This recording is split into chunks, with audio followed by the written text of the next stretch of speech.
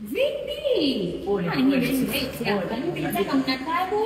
Nimetaka mimi. Kwani mimi ndani kwenye jambo langu. Unaona mfika kwa kuonesha mimi madharau. Ona madharau yako.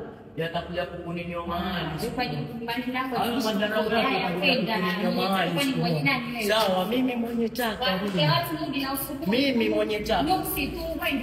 Sawa, endelea. Mariam yule kasoma jana. Mashallah mzigo wake anasema ufika vizuri, ampenda service yetu. Message yake hapa. Ngoja tafurahi. Salama, mbona hii afya shida? Ya waka.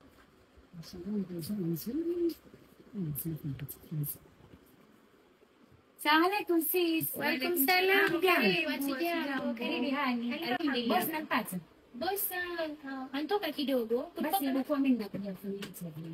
Sawa. Sawa. Mbona nipeleke ndani? Njoo nikupeleke ndani utamsimulia. Hii chukua akija utampa sawa. Karibu. Oh wow, Salame, you are very hardworking. I like the work that you're doing. Thank you boss.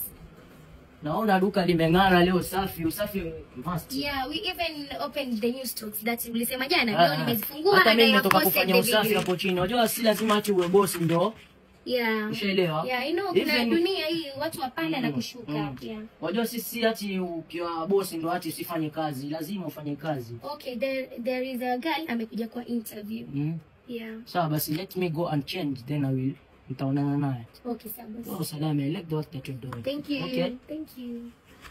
Salama, nasikia sauti ya boss ashakuja. Ashakuja tena naye mstumbude. Shamba.